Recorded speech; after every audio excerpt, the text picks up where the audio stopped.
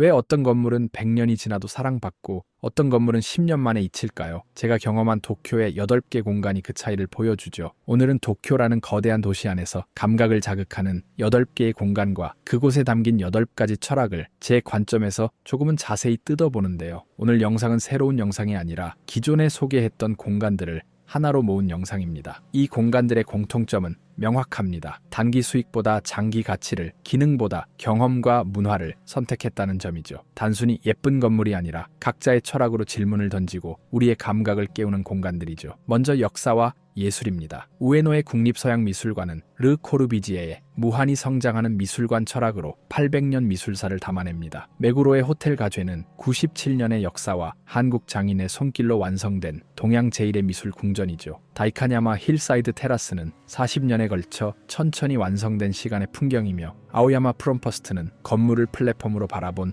선구적 시도였습니다. 거장들의 투쟁도 있습니다. 안도 다다오는 콜리지오네에선 지하로 파고들고 오모테산도 힐즈에선 수평으로 펼치며 도시에 저항하면서도 공존하는 방법을 탐구합니다. 구로카와 키쇼는 국립신미술관을 통해 공생의 철학을 유작으로 남겼죠. 그리고 나이토 히로시는 키요이 세이도에서 목적 없는 건축이라는 가장 급진적인 질문을 던집니다. 그렇다면 지금부터 도쿄의 8공간을 통해 그 답을 찾아가 보죠. 도쿄의 국립서양미술관에 대해 조금은 자세히 알아봅니다. 도쿄에서 건축과 미술을 동시에 즐길 수 있는 최고의 장소를 꼽으라면 저는 주저없이 국립서양미술관을 추천하는데요. 로댕에 생각하는 사람이 입구를 지키고 모네의 수련이 벽면을 채우며 현대 건축의 아버지 르 코르비지의 건축 철학이 공간 전체를 감싸는 곳이죠. 게다가 단돈 500엔으로 거장의 건축과 800년 서양 미술사를 동시에 만날 수 있는 곳이기도 한데요. 그렇다면 국립서양미술관이 어떻게 만들어지게 되었는지부터 조금은 자세히 알아보죠. 국립서양미술관은 제2차 세계대전으로 단절되었던 일본과 프랑스의 외교 관계를 복원시킨 결정적 상징이자 한 남자의 원대한 꿈이 깃든 장소입니다. 오늘날 유네스코 세계문화유산으로 빛나는 이 미술관의 이면에는 카와사키 조선소 사장 마츠카타 코지로의 파란만장한 역사가 숨어있죠. 1915년부터 약 10년간 마츠카타는 일본 젊은 예술가들에게 서양 미술의 진수를 보여주겠다는 일념으로 유럽에서 약만 점의 미술품을 수집했습니다. 그러나 그의 꿈은 1927년 쇼와 금융공황이라는 거대한 풍패에 부딪혔죠. 거래은행인 시보은행의 파산으로 경영위기에 몰린 그는 회사 재건을 위해 전 재산을 내놓아야 했습니다. 일본 내 소장품들은 경매 및 매각으로 흩어지며 수집은 중단되고 말았습니다. 남아있던 희망마저 제2차 세계대전이 가혹하게 앗아갔습니다. 런던에 보관했던 작품들은 화재로 소실되었고 파리에 남겨진 보석 같은 작품 400여 점은 종전 후 프랑스 정부에 의해 적국 자산으로 압류되었죠. 마츠카타의 꿈이 담긴 컬렉션은 그렇게 연경 돌아오지 못할 것처럼 보였습니다. 반전의 계기는 1951년 샌프란시스코 강화 조약 이후 찾아왔습니다. 일본 정부의 강혹한 반환 요청에 프랑스는 파격적인 조건을 내겁니다. 도쿄에 프랑스 미술관을 건립하되 현대 건축의 거장 르 코르비지에가 설계할 것. 일본이 이를 수락하면서 미술관 건립은 단순한 건축 사업을 넘어 양국 외교 관계를 재건하는 역사적 토대가 되었습니다. 이 우여곡절 끝에 1959년 르 코르비지에의 본관이 문을 열며 마츠카타 컬렉션은 비로소 일본 대중 앞에 다시 모습을 드러냈습니다. 한 개인의 열정에서 시작되어 국가적 외교의 결실로 맺어진 이 건물은 2016년 유네스코 세계문화유산에 등재되며 인류의 자산으로 인정받았습니다. 국립서양미술관 본관은 현대 건축의 거장 르 코르비지에의 후기 건축 철학이 집대성된 걸작이라고 할 수 있습니다.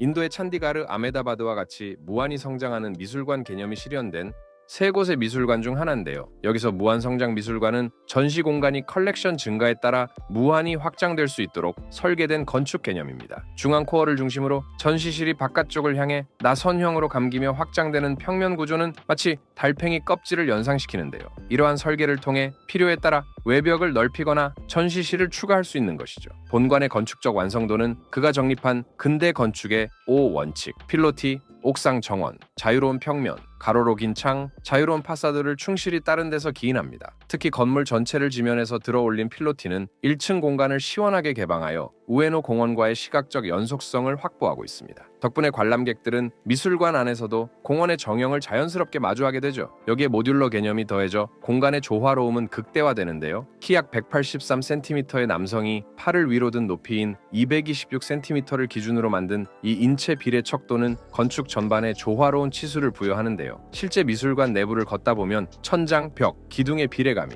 마치 칼로 잰 듯 정교하게 맞아떨어지는 것을 느낄 수 있습니다. 미술관의 심장이라 불리는 19세기 홀은 천장의 삼각창을 통해 쏟아지는 자연광이 압권인 중앙 아트리움 공간인데요. 이곳은 계단과 완만한 경사로를 조합한 동선 설계를 통해 관람객이 층을 이동하며 시시각각 변화하는 시점과 공간감을 만끽할 수 있게 해줍니다. 특히 외벽의 노출 콘크리트는 히메코마츠 나무 거푸집에 나이트의 질감을 표면에 새겨 넣어 차가운 산업 재료를 따뜻한 예술적 미감으로 승화시켰죠. 훗날 완성된 사진을 본 르 코르비지에조차 일본 장인들의 세심한 마감 능력에 경탄했다는 일화가 전해지고 있죠. 이러한 그의 정신은 1979년 완공된 신관으로 이어집니다. 그의 제자인 메카와 쿠니오가 설계한 신관은 스승의 기하학적 질서를 존중하면서 본관과 유기적으로 연결되도록 만들어졌습니다. 두 건물 사이 중정에 보존된 거대한 느티나무와 은행나무는 건축물과 자연이 어떻게 조화를 이룰 수 있는지 아름답게 보여주고 있습니다. 국립서양미술관은 중세 후기부터 20세기 초반까지 약 800년에 걸친 서양 미술사를 체계적으로 조망하는 컬렉션을 보유하고 있습니다. 소장품의 핵심은 마츠카타 컬렉션인데요. 그 중에서도 프랑스 인상주의 회화와 오규스트 로댕,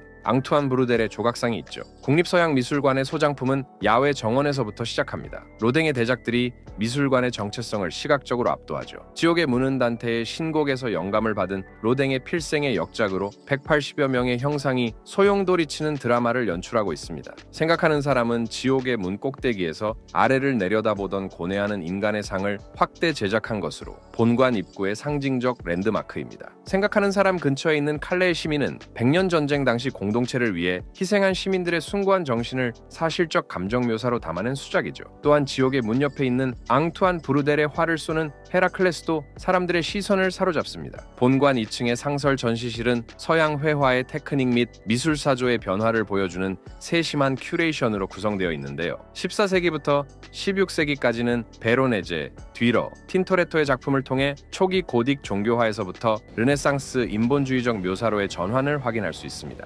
17세기 바로크 시대에는 루벤스의 잠든 두 아이를 비롯해 리베라, 구에르치노의 작품에서 보여주는 역동적 붓질과 여기에 기하학적 대칭과 자연광의 섬세한 표현, 일상 속 정적이고 고요한 순간까지 그려낸 베르메르까지 명암 대비의 극대화를 볼 수 있습니다. 18세기 로코코 시대는 프라고나르와 부쉐, 장마르크 나티에 등 우아하고 장식적인 궁정 미술의 유려한 색채를 보여주죠. 더욱 놀라운 부분은 르 코르비지의 건축이 사람들이 미술에 더 몰입할 수 있게 만든다는 것입니다. 개인적으로 국립서양미술관의 하이라이트는 모네의 수련 연작을 비롯한 인상주의 미술 작품입니다. 이것만 보러 와도 될 정도죠. 르누아르, 마네의 작품과 함께 빛의 변화를 포착한 그들의 감각을 풍성하게 느낄 수 있습니다.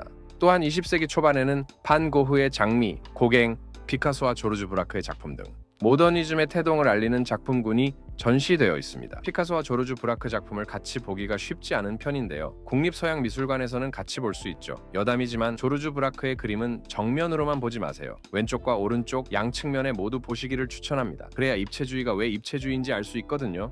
최근 미술관은 루카 조르다노, 벨르나르도 스트로치 등 바로크 거장들의 작품을 신규 수장하며 컬렉션의 깊이를 더하고 있죠. 도쿄에서 미술관과 건축 여행을 시작한다면 저는 우에노 국립서양미술관을 첫 번째로 추천합니다. 제가 방문했을 때는 피카소의 인물화 전시회가 열리고 있었는데요. 상설전과 기획전을 포함해 입장료가 500엔, 사실상 거의 공짜나 다름없는 가격이었죠. 미술관 홈페이지에서 역대 전시회 목록을 보면 그 질적 수준이 얼마나 훌륭한지 알 수 있습니다. 국립서양미술관의 브랜딩은 르 코르비지에라는 유산과 서양 미술의 정통성을 결합해 독보적인 정체성을 구축하고 있습니다. 말이 국립서양미술관이지 사실상 뉴욕, 파리, 런던, 베를린, 워싱턴 DC에 있는 미술관이라고 해도 무방할 정도인데요. 그만큼 소장품의 퀄리티가 매우 뛰어나죠. 이러한 정체성은 2004년 새로운 로고 및 브랜딩 리뉴얼을 통해 더욱 강화되었습니다. 일본 디자인계의 거장 마츠나가 신이 디자인한 현재 로고는 NMWA라는 약자를 하나의 지그재그 선으로 연결했는데요. 르 코르비지의 건축이 보여주는 직선의 미학을 계승하면서 끊임없이 이어지는 시간과 예술의 흐름을 상징합니다. 또한 웨스턴의 머리 글자인 W가 가진 리듬감을 살려 파도가 연상되도록 디자인했고 이를 통해 서구 문명의 바다로부터 건너온 예술품들의 여정을 표현했습니다. 국립서양미술관은 세계유산으로서의 건축물을 보다 깊이 있게 체험할 수 있도록 디지털 기술도 도입했습니다.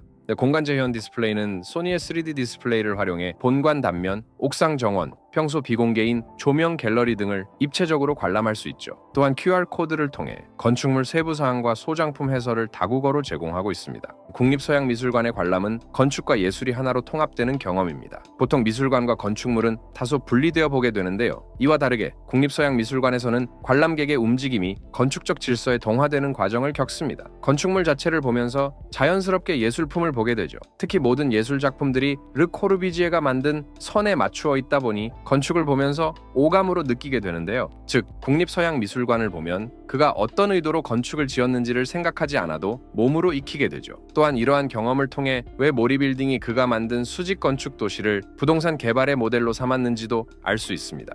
르코브리지의 수직 건축 도시는 효율성과 자연이 공존하는 현대 도시의 청사진이 되었으니까요. 그는 혼잡한 도시 속에서 인간에게 빛과 공기, 녹지를 돌려주고 싶었죠. 그래서 제안한 핵심 개념이 바로 밀도의 역설인데요. 건물을 하늘로 높게 올려 밀도는 확보하되 지상의 건폐율은 극도로 낮춰 남은 땅을 거대한 공원으로 만드는 전략이죠. 이른바 공원 속의 타워라고 할 수 있습니다. 이를 실현하기 위해 그는 몇 가지 중요한 장치도 마련했습니다. 생활과 업무 공간을 명확히 나누는 공간 배치, 건물 1층을 기둥으로 띄워 바람길과 보행로를 잇는 필로티, 그리고 보행자와 차량을 철저히 구분하는 교통 분리가 그것이었죠. 특히 그가 의도한 나선형으로 감기며 확장되는 평면 구조를 도시 개발로 발전시키고자 한 모리빌딩의 힐즈가 추구하는 공간 경험을 이곳에서 미리 엿볼 수 있습니다. 모리빌딩은 이 예술적 감각을 라이프스타일 전반으로 확장시키고자 했던 것이죠. 무엇보다도 국립서양미술관이 집중하는 건 몰입입니다. 2022년 리뉴얼을 통해 1959년 원형을 되찾은 전정은 관람객을 공원으로부터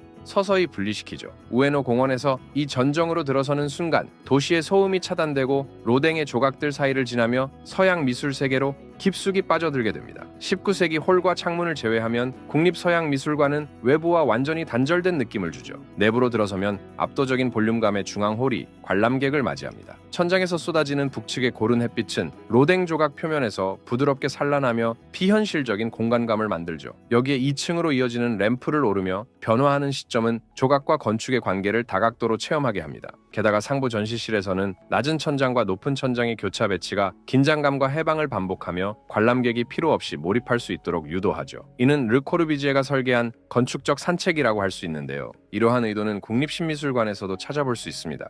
결론적으로 국립서양미술관은 마츠카타 코지로의 꿈이 르 코르비지에라는 거장의 그릇을 만나 완성된 장소인데요. 특히 2016년 유네스코 세계문화유산 등재는 이곳을 단순한 도쿄의 미술관에서 인류의 자산으로 격상시키는 결정적 계기가 되었죠. 이는 건축물 자체가 도시의 강력한 브랜딩 수단이 될 수 있음을 증명했다고 할 수 있습니다. 건축적으로는 무한히 성장하는 미술관이라는 모더니즘의 이상과 일본의 장인 정신이 결합된 교과서와도 같습니다. 무엇보다 흰 벽에 작품을 거는 일반적인 미술관과 달리 이곳은 이동하는 동선 자체가 예술이 되는 특별한 경험을 선사하죠. 경사로를 오르며 느끼는 공간감과 세계적인 수준의 소장품은 오직 여기서만 만날 수 있는 경험이기도 합니다. 더 놀라운 점은 500엔이라는 입장료입니다. 이는 단순한 복지가 아니라 누구나 평등하게 거장의 예술을 향유해야 한다는 문화적 평등의 철학을 보여줍니다. 우에노 공원이라는 열린 공간에서 예술을 일상으로 끌어들인 것이죠. 도쿄의 소음 속 고요한 빛과 콘크리트가 빚어낸 이 공간을 거니는 것. 그것은 800년 서양 미술사를 넘어 건축과 자연, 인간이 공존하는 오래된 미래를 마주하는 여정입니다.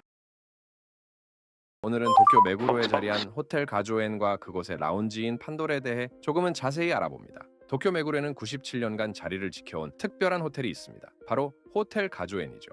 이곳을 단순히 숙박 시설로만 생각하기 쉽지만 실제로는 부동산 개발, 공간 기획, 경험 설계, 브랜딩이 어떻게 하나로 합쳐질 수 있는지를 보여주는 곳입니다. 2025년 10월 임대 계약 만료로 임시 휴업했지만 오히려 그 가치가 더욱 주목받게 되었죠. 1928년 시바우라에서 시작한 호텔 가조에는 1931년 메구로로 장소를 옮깁니다. 창립자 호소카와 리키조가 선택한 곳은 메이지 시대 해운업 거물 이와나가 쇼이치의 저택이었습니다. 이는 단순한 부지 구매가 아니었죠. 메구로 강변의 자연 경관, 벚꽃, 그리고 거물의 저택이라는 역사가 담긴 자산을 함께 손에 넣은 전략적 결정이었습니다. 1988년 메구로강 확장 공사로 호텔이 부분 철거 위기에 처했을 때 호텔은 1000억 엔 규모의 리모델링을 선택했습니다. 기존 건물을 철거하고 새로 짓는 대신 문화재를 보존하면서 현대화하는 방식이었죠. 빠른 수익보다 오래가는 가치를 선택한 결정이었습니다. 이 당시 한국의 칠해가 전용복 장인이 총괄을 맡아 오칠과 나전칠기 장식을 복원하고 재창조했습니다. 이 작업은 1991년까지 이어졌으며 호텔 내부에 예술작품 총 5천여 점이 복원되었죠. 이를 통해 호텔 가조에는 도쿄에서 예술이 살아 숨쉬는 유일무이한 호텔이라는 명성을 얻게 되었습니다. 당시 전용복 선생은 연 인원 10만 명이 수년 동안 투입돼야 하는 작업량을 제자 300여 명과 불과 3년 만에 마무리해 일본 열도를 놀라게 하기도 했습니다. 호텔 가조엔의 개발 방식도 주목할 만합니다.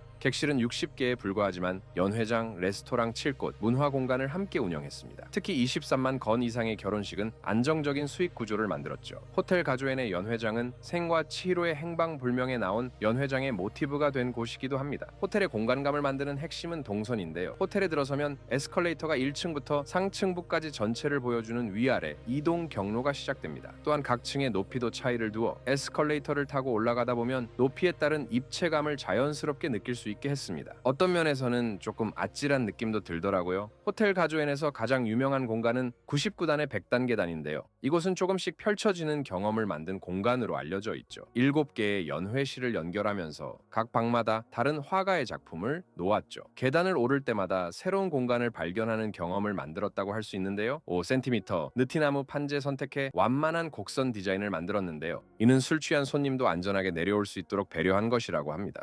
호텔 가조엔이 최근 더욱 주목받은 이유 중 하나는 인스타그램에서 이곳의 판도라 라운지가 널리 알려졌기 때문인데요. 판도라 라운지는 숙박하지 않더라도 호텔 가조엔이 전하고자 하는 감각을 온전히 느낄 수 있기 때문입니다. 화려한 미술품으로 가득한 호텔 내부를 지나 도착하는 이 라운지는 단순한 휴게 공간이 아니라 정교하게 설계된 발견의 공간이기 때문이죠. 판도라를 이해하려면 먼저 호텔 가조엔의 정체성을 알아야 합니다. 이곳은 오감을 모두 깨우는 감각의 미술관을 지향하는데요. 2500점의 미술품과 폭포, 정원을 보고 물 흐르는 소리를 들으며 느티나무의 질감을 만지고 정원의 자연 향기를 맡습니다. 단순히 눈으로만 보는 것이 아니라 온몸으로 느끼는 공간이죠. 판도라 라운지는 바로 이 철학이 가장 섬세하게 구현된 곳이기도 하죠. 판도라 라운지의 첫 번째 특징은 높이에 따라 달라지는 바닥 풍경입니다. 라운지 바닥에 카펫은 겹겹이 쌓인 공간 설계를 보여주는데요. 라운지 안이나 2층에서 보면 카펫은 별 특징이 없습니다. 그저 무늬로만 보이죠. 하지만 3층과 4층에서 내려다보면 이야기가 달라집니다. 카페 무늬 아래 일본 석정 정원이 나타나죠. 같은 공간, 다른 층, 다른 경험, 방문객에게 아 그거였구나 하는 발견의 순간을 선사하는 것이죠. 이것은 공간을 입체적으로 경험하게 만들고자 하는 가조엔의 방향이기도 합니다. 카펫이 높이에 따른 변화를 만든다면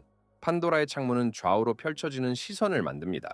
천장부터 바닥까지 이어지는 전면 창문과 실내에 흐르는 물길은 안과 밖의 경계를 없애죠. 이것은 일본 전통 건축의 착용, 즉 외부 경관을 빌려오는 기법의 현대적 해석인데요. 사람들은 판돌에 앉아서 정원이 실내로 들어오는 걸 느낄 수 있습니다. 창밖 폭포와 정원은 단순히 보이는 풍경이 아니라 라운지 공간의 일부가 되어버립니다. 동시에 판돌에서 보는 폭포와 정원에 실제로 가는 순간 그 경험은 극대화되죠. 판도라의 이 모든 공간 요소는 동선 전체에 걸친 긴장과 완화를 만들어내는데요. 판도라로 가는 길에서 방문객은 화려한 미술품으로 가득한 복도를 지나며 시각적으로 긴장하게 됩니다. 그리고 판도라에 도착하면 간결한 현대 디자인과 자연 경관이 이 긴장을 완화시킵니다. 라운지 안에서 폭포와 정원을 전망하며 평온을 느끼죠. 긴장과 완화를 의도적으로 설계한 겁니다. 계속 화려하기만 하면 피곤하기 때문에 판도라는 이것을 완화하면서 휴식을 주는 공간 역할을 합니다. 카펫의 시각적 발견과 차경의 공간적 발견은 모두 이 감정적 완화를 위한 장치였던 셈이죠. 판도라 라운지가 인스타그램에서도 인기를 얻은 이유는 단순히 예쁘기 때문이 아닙니다.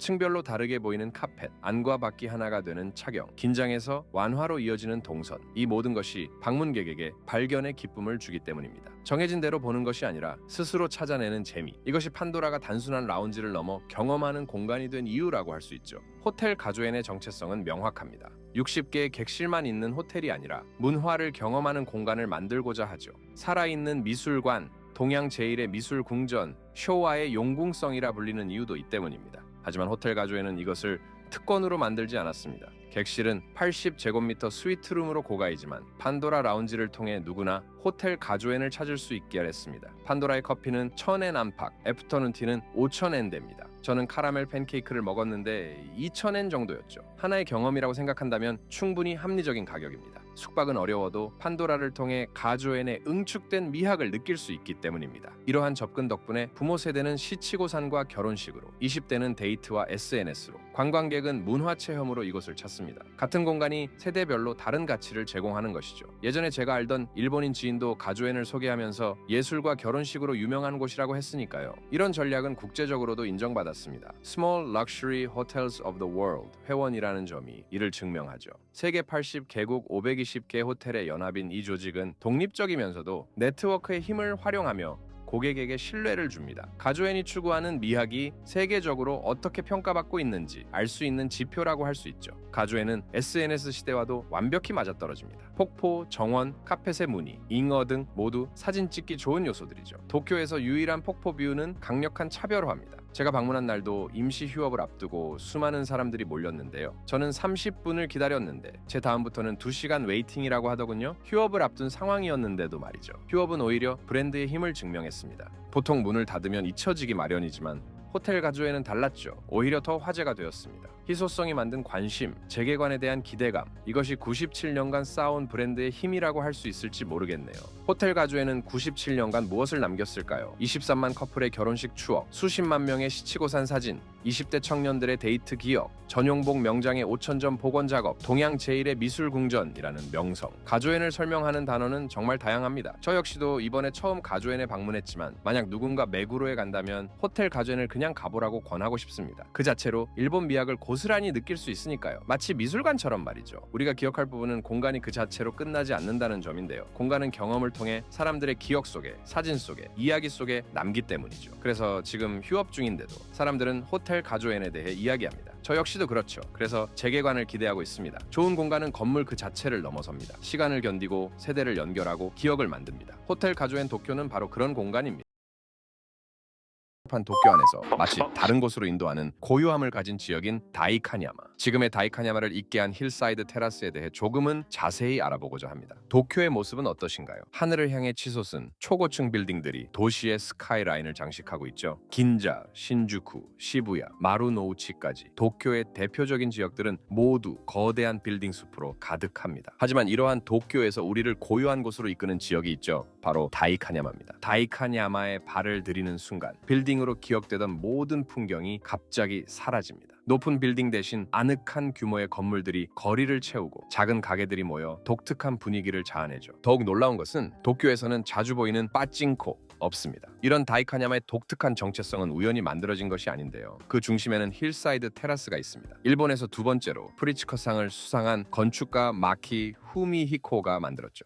재밌게도 이 힐사이드 테라스, 그 앞을 지나면서도 잘 모를 때가 많습니다. 이게 바로 힐사이드 테라스의 매력이죠. 1960년에 시작된 이 프로젝트는 40년에 가까운 긴 시간에 걸쳐 천천히 하지만 꾸준히 진행되었죠. 요즘 초고층 빌딩 하나를 3, 4년 만에 완공하는 것과는 대조적이죠. 힐사이드 테라스의 독특한 개발 방식은 땅의 주인이었던 아사쿠라 가문에서부터 비롯되었습니다. 일본의 고도 성장기였던 1960년대 대부분의 땅 주인들이 수익 극대화를 위해 고층 개발을 선택할 때 이들은 과감히 다른 길을 택했죠. 아사쿠라 가문은 단기적 이익 대신 장기적 가치를, 수직적 성장 대신 수평적 조화를 선택했습니다. 이들은 건축가 마키 후미히코와 함께 40년에 가까운 시간 동안 한결같은 철학으로 이 공간을 일구어냈죠. 힐사이드 테라스는 총 12개 동으로 구성된 복합단지입니다. 초기에는 주거 공간 위주였다가 점차 상업시설과 사무실 공간으로 확장되었죠. 각 건물은 주변 환경과 조화를 이루도록 세심하게 설계되었는데요. 널찍한 보도, 아늑한 플랫폼, 자연스러운 계단들이 어우러져 사람들이 편안하게 머물 수 있는 공간을 만들어냈습니다. 2층 이상의 주거 공간은 프라이버시를 보장하면서도 1층의 상업 공간은 거리와 자연스럽게 연결되어 있죠. 이러한 모습은 요즘에 지었다고 해도 믿을 정도죠. 실제로 가보면 주거 공간과 상업 공간의 경계가 아주 절묘합니다. 이 건물을 지은 마키 후미리코는 힐사이드 테라스를 설계하면서 도시 건축의 새로운 방식을 제시했는데요. 가장 먼저 건물 높이를 10m 이내로 제한했습니다. 획일적인 단지 조성을 과감히 거부했으며 각 건물에서 다이칸 야마의 풍경을 온전히 담아낼 수 있도록 세심하게 설계했죠. 이는 당시로서는 파격적인 접근이었습니다. 일반적인 개발이 주변 지역을 하나의 거대한 덩어리로 통합하는 것과 달리 힐사이드 테라스는 다이칸 야마의 자연스러운 지형과 특성을 섬세하게 보존했습니다. 그래서 역설적이게도 바로 눈앞에 서 있어도 이 건물이 힐사이드 테라스라는 것을 한눈에 알아채기 어렵죠. 공간과 자연의 교차점에서 마키의 건축 철학은 더욱 빛을 발합니다. 건물 곳곳에서 만나는 자연광, 그림자가 그려내는 시적인 순간들, 테라스에서 펼쳐지는 다이칸 야마의 풍경, 모든 요소가 유기적으로 어우러집니다. 이는 단순한 개발이 아닌 지역 정체성을 살리면서도 시대 변화를 수용할 수 있는 살아있는 공간을 만들고자 했던 그의 의도가 고스란히 담겨 있는 것이죠. 건물이 들어설 장소에 맞는 요소를 끄집어내서 건축물을 완성하는 것이 마키 후미히코의 건축이기도 했으니까요. 그래서 방문객들은 매번 새로운 느낌을 받게 되죠. 힐사이드 테라스가 화려하거나 드라마틱한 디자인을 추구하지 않았기에 처음 방문하는 이들에게는 그 진가가 쉽게 드러나지 않을 수 있습니다. 저도 처음에 몰랐으니까요. 하지만 이러한 절제된 접근 방식이야말로 다이칸야마를 더욱 깊이 있게 표현하는 방식이 되었고, 시간이 흐를수록 그 가치가 더욱 빛을 발하고 있죠. 다이칸야마는 빌딩이나 건물이 아닌 분위기 그 자체로 도쿄의 명소가 되었으니까요. 힐사이드 테라스의 영향력은 다이칸야마의 공간들에서도 충분히 발견할 수 있는데요. 특히 츠타야가 이를 잘 보여주죠. 츠타야는 현재 전국 각지에 세련된 쉐어 라운지를 선보이고 있는데요. 그 어떤 지점도 다이칸야마 츠타야 T사이트만의 분위기를 재현하지 못하고 있습니다. 오히려 쉐어 라운지가 다이칸야마 츠타야 T사이트의 분위기를 구현하는 모습이 조금 더 강하죠. 이는 힐사이드 테라스가 구축해온 깊이 있는 공간 철학이 있었기에 가능했던 것이라고 저는 생각합니다. 마키 후미리코의 디테일에 대한 집요한 탐구는 힐사이드 테라스 전체를 하나의 살아있는 유기체로 만들었는데요. 각 건물은 서로 다른 형태를 취하고 있지만 그가 건물 안에서 디테일과 소재를 다루는 방식은 일관되게 다이칸야마의 정서를 포착해냅니다. 시동의 경우를 보면 작은 신사와 나무를 중심으로 주변 건물들의 타일 패턴과 계단의 곡선을 유기적으로 연결시켰죠. A동 근처는 나카메구로와 다이칸야마가 연결되는 곳인데 이 정서도 살렸죠. 이는 단순한 설계가 아닌 공간의 흐름을 자연스럽게 이어가는 정교한 작업이었습니다. 특히 주목할 만한 점은 자연과 건축의 조화인데요. 나무와 콘크리트가 만들어내는 빛과 그림자의 섬세한 교차하는 부분이 힐사이드 테라스에서는 상당히 많습니다. B동 테라스에서 경험할 수 있는 다이칸야마의 시시각각 변화하는 풍경은 방문객들에게 계절과 시간에 따른 변화를 조심스럽게 느끼게 하죠. 그러니까 오, 이쁘다 이렇게 말이죠. 이러한 요소들이 모여 힐사이드 테라스만의 독특한 고요함을 만들고 이게 다이칸야마 전체 분위기를 만들죠. 이러한 건축 철학은 아오야마의 프롬퍼스트에서도 찾아볼 수 있는데요. 당시로서는 획기적이었던 직주락 개념을 도입한 이 건물은 힐사이드 테라스처럼 각각 아오야마의 문화적 정체성을 형성하는 주춧돌이 되었습니다. 두 건물은 시대를 담아낼 수 있는 디테일이라고 할까요? 조심스레 배치된 정원의 서정적인 햇살, 공간을 찾아다니는 즐거움 같은 부분들이죠. 이러한 흐름이 네즈 미술관으로 이어지거든요. 이처럼 힐사이드 테라스는 단순한 건축물을 넘어 도시 공간의 미래를 제시하는 역할을 해왔죠. 힐사이드 테라스는 오늘날까지도 주변 건축물들에게 깊은 영감을 주고 있는데요. 저는 힐사이드 테라스의 영향력을 가장 뚜렷하게 보여주는 대표적 사례로 다이칸야마 츠타야 T사이트와 콘란샵 다이칸야마를 꼽습니다. 이 두 공간은 각각의 방식으로 힐사이드 테라스의 건축적 유산을 계승하고 있는데요. 이 두 공간이 특별한 의미를 지니는 이유는 그들의 공간적 맥락에 있습니다. 다이칸야마 치타야 T사이트는 힐사이드 테라스와 바로 인접해 있어 그 영향을 자연스럽게 흡수했으며 콘란샵 다이칸야마는 힐사이드 테라스의 품 안에서 그 건축적 정신을 더욱 깊이 있게 구현하고 있으니까요. 먼저 콘란샵 다이칸야마전부터 살펴보죠. 콘란샵은 영국의 유명 디자이너 테렌스 콘란이 1973년 설립한 인테리어 및 생활용품 브랜드입니다. 콘란샵 다이칸야마점은 2023년에 생겼는데요. 같은 해에 아자부다이 힐즈점도 문을 열었죠. 콘란샵은 50년이 넘는 역사 속에서 자신만의 감각을 보여주는 브랜드죠. 특히 다이칸야마 콘란샵은 다른 지점과 다르게 일본 특유의 고요함을 공간에 잘 담아냈는데요. 힐사이드 테라스가 만든 차분함이 콘란샵의 분위기를 더더욱 끌어올리고 있습니다. 콘란샵에 들어가도 힐사이드 테라스와 다이칸야마에서 느낀 분위기가 깨지지 않는데요. 이는 콘란샵의 로컬 문화를 녹이겠다는 전략 때문입니다. 콘란샵은 50주년 기념으로 이 매장을 만들면서 일본을 비롯한 아시아 전역의 문화적 요소들을 현대적으로 재해석하고자 했으니까요. 지역의 정체성을 살리면서도 시대의 변화를 수용했던 힐사이드 테라스의 접근 방식과 맥을 같이 하고 있죠. 이렇게 만들어진 공간 안에서 태국의 유명 원목 가구 브랜드 문로사의 의자, 반디스부리에서 영감을 받은 바버 오스거비사의 에도 호타루 종이 랜턴, 한국의 친환경 뷰티 브랜드로 유명한 넌픽션, 주방용품 브랜드 더호랑, 그 외에도 일본산 도자기 숟가락, 중국산 구리차 주전자, 등나무와 자작나무로 제작한 태국산 장식장 등 아시아의 문화를 반영한 제품들이 눈에 띄죠. 다음은 다이카냐마 츠타야 티 사이트입니다. 차분하고 예술적인 분위기를 자랑하는 다이카냐마는 예술가와 디자이너, 카페 애호가들 사이에서 인기 있는 장소인데요. 그 중에서도 숲속의 도서관이라 불리는 다이카냐마차 츠타야 티 사이트는 다이카냐마의 매력을 고스란히 느낄 수 있는 명소라고 할 수 있습니다. 나무로 둘러싸인 거리에 자리한 흰 벽돌 건물들은 아늑하고 평화로운 분위기를 자아내며 그 안에서는 츠타야 서점에서 엄선한 책과 상품들을 만나볼 수 있습니다. 특히 세 개 건물이 연결된 매거진 로드에서는 다채로운 잡지들을 감상할 수 있지요. 조용한 휴식이 필요하다면 쉐어 라운지에서 잠시 쉬어가는 것도 좋습니다. 서점 외에도 스타벅스 로스터리에도 있는 베이커리 프린지, 츠타야 쉐어 라운지 안진, 레스토랑인 아이비 플레이스, 패밀리마트 등 다양한 공간이 마련되어 있습니다. 취향을 제한하는 공간이라고도 알려진 이곳의 분위기를 면밀히 살펴보면 주변의 힐사이드 테라스가 구축한 분위기와 정신을 이곳이 이어나가고 있다는 것을 발견할 수 있습니다. 게다가 다이카냐마 츠타야 티 사이트도 하나의 큰 건물을 만들기보다는 작은 건물 여러 개 나열해 테라스 주차장을 만들고 다양한 동선을 만들었는데요. 기존에 있던 나무들을 그대로 보존했죠. 무엇보다 힐사이드 테라스가 다이카냐마의 분위기를 만들어 놓은 덕분에 다이카냐마 티 사이트라는 공간 그 자체가 더 돋보이죠. 아사쿠라 가문과 마키 후미리코가 생각한 건축이 이런 것들이라는 점을 다이카냐마 츠타야 티 사이트가 보여주고 있다고 할 수 있습니다. 과연 도시 속 건축이란 무엇일까? 힐사이드 테라스는 우리에게 중요한 질문을 던집니다. 40년이라는 긴 시간 동안 꾸준히 지어진 이 공간은 건축이 단순히 물리적 구조물을 넘어 도시의 문화와 정체성을 만들어낼 수 있다는 것을 보여주죠. 최근에 만들어진 포레스트 게이트 다이카냐마도 이러한 의지를 이어가기 위해 만들어진 곳이기도 합니다. 오늘날 다이카냐마를 찾는 사람들은 특정 건물이나 랜드마크를 보러 오지 않습니다. 그들은 이곳의 분위기를 경험하러 옵니다. 츠타야 티 사이트에서 책을 읽고 여러 공간에서 쇼핑을 하며 거리를 걷죠. 모든 순간이 도쿄의 다른 곳보다 더 기억이 나는 이유는 힐사이드 테라스가 오랜 시간에 걸쳐 만들어낸 이 고요한 정서 때문이죠. 마키 후미히코와 아사쿠라 가문이 꿈꾸었던 것처럼 건축은 시간과 함께 숨쉬며 도시의 미래를 그려나갈 수 있습니다. 하지만 여전히 이것이 언제나 유효할까요? 이 질문에 정해진 답은 없습니다. 도시는 계속 무언가 변하거나 발전하기를 원하니까요.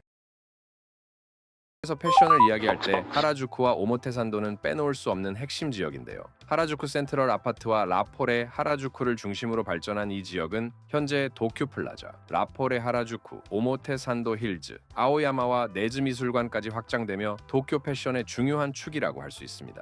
주목할 점은 미나토구를 대표하는 모리 빌딩이 하라주쿠 개발에도 중요한 역할을 했다는 사실인데요. 라포레 하라주쿠 오모테산도 힐즈 모두 모리 빌딩이 만들었으니까요. 아크 로퐁이 아자부다이 힐즈, 도라노몬 힐즈 같은 미나토구 프로젝트로 알려진 모리 빌딩이 하라주쿠에 관심을 가진 이유는 2대 대표 모리 미노루가 직접 이 지역에 거주하며 그 가능성을 발견했기 때문입니다. 그의 개인적 경험과 비전이 오늘날 하라주쿠가 도쿄 패션의 중요한 축으로 성장하는 데 큰 역할을 했다고 해도 무방하죠. 하지만 오늘의 주인공은 모리 빌딩이 아닙니다. 바로 하마노 야스히로죠. 그는 일본의 도시 경관을 재창조한 라이프스타일 프로듀서라는 새로운 직업군을 정립한 인물로 불리는데요. 라이프스타일 프로듀서란 건축가, 디자이너, 마케터의 역할을 융합한 개념으로 도시 공간을 단순한 물리적 구조물이 아닌 삶의 방식을 제안하는 플랫폼으로 재해석합니다. 하마노는 1941년 교토에서 태어나 일본 대학 영화 연출학과 시절부터 서브컬처 운동에 주목했습니다. 1960년대 중반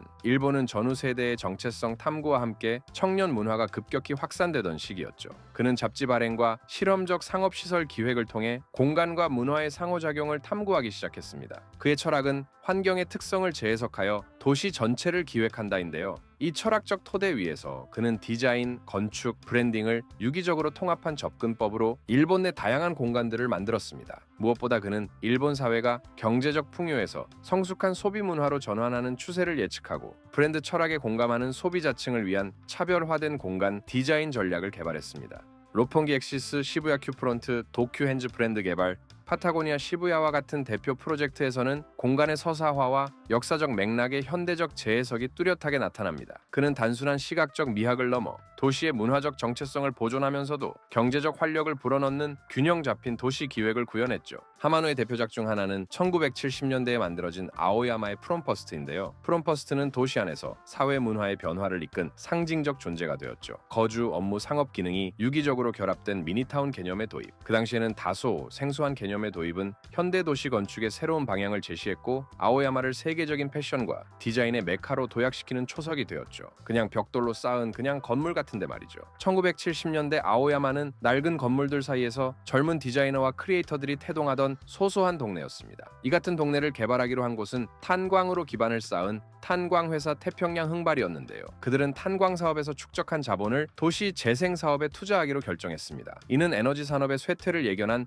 전략적 선택이었죠. 태평양 흥발은 이 지역의 개발 컨셉을 창조적 노동과 생활의 통합으로 잡았고 그들은 이곳의 개발을 그 당시 젊은 기획자인 하마노가 만든 하마노 물상 연구소에 설계와 디자인은 이제 막 영국에서 돌아온 건축가인 야마시타 카즈마사에게 맡겼습니다. 프롬퍼스트의 기획은 아오야마 지역처럼 유행에 민감한 디자이너, 변호사, 의사, 자가, 건축가를 위한 거주 공간과 감각적인 상점들이 공존하는 공간이었습니다. 하마노는 그보다 한 걸음 더 나아갑니다. 건물을 건물이 아닌 건물 안에서 무언가 계속 만들어져야 한다는 플랫폼이라는 개념, 건물 속 공간들의 요소를 모두 콘텐츠로 본 거죠. 프롬퍼스트 건물이 이리저리 왔다 갔다 하는 구조를 가지고 있는 이유도 이 때문이죠. 하마노의 접근법이 혁신적이었던 이유는 건물을 건물이 아닌 플랫폼으로 보는 관점에 있었습니다. 쇠락한 상업지구였던 아오야마를 창조적 인재들의 집적지로 변모시키기 위해 사람들이 일하고 놀고 살 수 있는 복합적 공간을 구상했죠. 지금은 당연하게 여겨지는 직주일체형 공간의 선구적 모델이었습니다. 건축물이 지역의 DNA가 되어야 한다는 하마노의 철학은 입주자 선정에서도 드러났습니다. 이세이 미야케, 꼼데 가르숑, 비기, 니콜 같은 신진 디자이너들을 전략적으로 유치해 창의적 시너지를 만들어냈습니다. 2010년대는 더블탭 플랜시, 디자이너 이마 이즈미가 2010년에 런칭한 안경 브랜드인 아야메로의 2호점도 최근 이곳에 입점했습니다. 지금도 프롬퍼스트에는 이세이 미야케 매장이 있는데요. 그 시대의 감각을 지금 시대의 감각으로 바꿔나가면서 프롬퍼스트의 정체성을 이어가고 있습니다. 하마노의 비전을 실제 건축물로 구현한 사람은 야마시타 카즈마사였습니다. 야마시타 카즈마사의 건축은 기능주의 건축에서 벗어남이라고 볼 수 있습니다. 그는 초기 현대 건축의 실용적인 접근법에서 벗어나 새로운 표현 방식을 찾았죠. 무엇보다 야마시타는 건물의 간단한 모양과 꼭 필요한 것만 남기는 방식으로 공간, 재료, 빛을 새롭게 해석하려 했습니다. 이런 그의 생각은 건물을 여러 측면에서 본 하마노의 아이디어를 실제로 만들기에 가장 잘 맞는 건축가였습니다. 그는 개성 강한 디자이너들을 위한 공간답게 단차와 수납장으로 작업 공간을 분리하고 천창을 통해 충분한 자연광을 확보했습니다. 2층 곳곳에는 소파나 원형 벤치를 두어 아이디어를 나눌 수 있게 했고 화단과 테라스도 만들었죠. 3m 모듈 시스템을 기반으로 한 가변적 공간 구획, 최소화된 창문과 사선 천창의 도입은 프라이버시와 자연광 유입의 균형을 실현했습니다. 도시 맥락과의 대화도 공간에 담았는데요. 오모테산도의 경사지형을 수용한 나선형 슬로프, 주변 건물군과 조화를 이루는 메스감, 화단과 테라스를 통한 반공적 공간의 창출은 야마시타의 맥락적 감수성을 보여주고 있습니다. 이러한 요소들은 건축물과 도시 환경의 유기적 연계를 가능케 했죠. 프롬퍼스트가 다른 공간과 달랐던 이유는 건물이 완성된 후에도 꾸준히 그 의도를 유지했다는 점입니다. 하마노의 기획과 야마시타의 건축적 해법이 만나 독특한 운영 시스템이 만들어졌죠. 또한 하마노가 구상한 테넌트 믹스 전략은 야마시타의 공간 설계와 맞물려 시너지를 창출했습니다. 프롬퍼스트가 특별한 이유는 건물이 완성된 후에도 꾸준히 원래의 의도를 유지했다는 점인데요. 헤어살롱, 패션 브랜드, 쇼룸, 카페 피가로, 이마바리 타월 매장 같은 편의시설들은 외부 집객력을 동시에 확보하는 거점이 되었죠. 이 모델은 이후 2000년대 로퐁이 힐즈와 후쿠오카 캐널시티 개발에도 영향을 주었는데요. 실제로 로퐁이 힐즈에는 프롬퍼스트가 구현했던 여러 요소들, 직주락이 통합된 형태를 찾아볼 수 있습니다. 또한 하마노는 모리빌딩의 오모테 산도 힐즈 기획도 제안했었는데요. 모리빌딩은 이를 받아들이지 않았습니다. 모리빌딩은 안도 다다에게 오모테 산도 힐즈를 맡겼고 하마도는 그가 지은 오모테 산도 힐즈에 대해 하라주쿠와는 결이 맞지 않는다고 비판했죠. 하마노와 야마시타가 만든 프롬퍼스트는 단순한 건축물을 넘어 도시 공간에 대한 근본적인 재해석을 가져왔는데요. 라이프스타일 프로듀서라는 개념, 건물을 플랫폼으로 보는 관점, 건축물이 지역의 DNA가 되어야 한다는 철학은 오늘날에도 유효한 접근법입니다. 오히려 이러한 부분은 더 발전하고 있죠. 50년이 지난 지금도 프롬퍼스트는 옛날 건물이 아닌 성우자적 공간으로 인정받고 있는데요. 이는 건물을 단순한 물리적 구조가 아닌 삶을 담는 공간, 사람을 위한 이야기로 해석했기 때문입니다. 이런 부분은 40년에 가까운 시간 동안 건물을 지어가면서 다이카냐마의 정서를 만든 힐사이드 테라스하고도 비슷하죠. 하마노와 야마시타는 도시, 사람, 문화의 유기적 공존 방식을 제시한 선구자로 디지털 시대에도 여전히 유효하죠. 도시 공간이 삶의 방식을 담는 그릇이 될 수 있다는 그들의 비전은 현대 도시 개발자들에게 중요한 영감을 주고 있으니까요.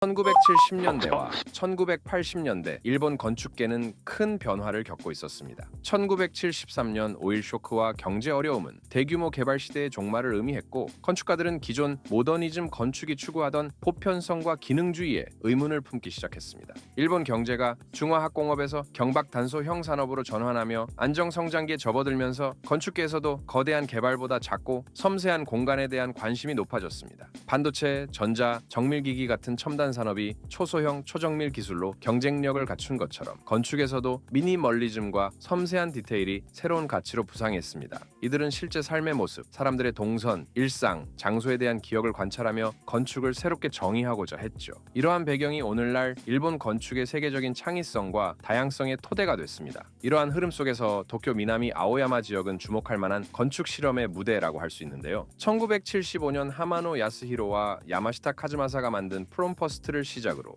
안도 다다오가 설계한 콜리지오네 그리고 오모테산도 힐즈가 차례로 들어섰습니다. 각기 다른 시대 배경 속에서 탄생한 이 건축물들은 아오야마만의 독특한 공간 문화를 만들어갔죠. 프롬퍼스트와 콜리지오네는 서로 다른 건축가에 의해 독립적으로 진행된 프로젝트였지만 같은 아오야마 지역에서 각기 다른 시기와 방식으로 공간 브랜딩의 가능성을 실험했습니다. 1975년 완공된 프롬퍼스트는 야마시타 카즈마사의 설계와 하마노 야스히로의 총괄 기획이 만나 탄생했습니다. 이 건물은 프리랜서들이 살고 일하며 감각 있는 상점들이 들어선 작은 마을을 목표로 했습니다. 생활과 일, 쇼핑이 모두 어우러지는 공간을 지향했죠. 부동산 개발 관점에서 보면 이는 주거와 상업, 업무 공간을 통합하여 수익 구조를 다각화하는 초기 복합 개발 모델이기도 했습니다. 건축의 관점에서 보면 두 개의 큰 덩어리, 사각형과 직사각형을 계단으로 연결하되 이를 조각하듯 깎아내 복도, 산책로, 테라스, 발코니, 천창, 다리, 옥상, 정원 등을 복합적으로 구성했습니다. 이 공간들이 만들어내는 틈 사이로 아오야마의 모습을 다양하게 볼 수 있죠. 이러한 공간 다양성은 방문자에게 예측 불가능한 발견의 경험을 제공하는데요. 이 같은 경험은 전략적 선택이기도 했습니다. 제한된 대지에서 수직 복합 개발로 용적률을 극대화하면서도 테라스와 발코니는 임대 면적 외에 부가가치를 만들어내기 위함이었으니까요. 프롬퍼스트의 외관과 내부는 붉은 벽돌 타일로 마감되어 있습니다. 당시 많은 건물들이 대기 오염으로 인한 얼룩을 가리기 위해 벽돌을 사용했지만 프롬퍼스트는 한 걸음 더 나아가 건물을 외부 환경에 개방하고 세밀한 디테일을 통해 날씨가 디자인의 일부가 되도록 했습니다. 이는 날씨가 주는 경험과 감성을 공간에 가져와 공간의 경계를 모호하게 만드는 전략이기도 했죠. 무엇보다 붉은 벽돌은 시각적 아이덴티티로서 차별화된 브랜드 자산이 되었고 40년이 지난 지금도 이어지고 있습니다. 하마노 야스히로는 프롬퍼스트를 만들면서 라이프스타일 프로듀서라는 새로운 개념도 발전시켰습니다. 이는 건축가, 디자이너, 마케터의 역할을 하나로 합친 것으로 도시 공간을 단순한 건물이 아닌 삶의 방식을 제안하는 플랫폼으로 보는 관점이었죠. 프롬퍼스트는 아오야마의 시작점이라는 명확한 위치를 가지고 한 건물이 동네 전체를 브랜딩하는 전략을 택했습니다.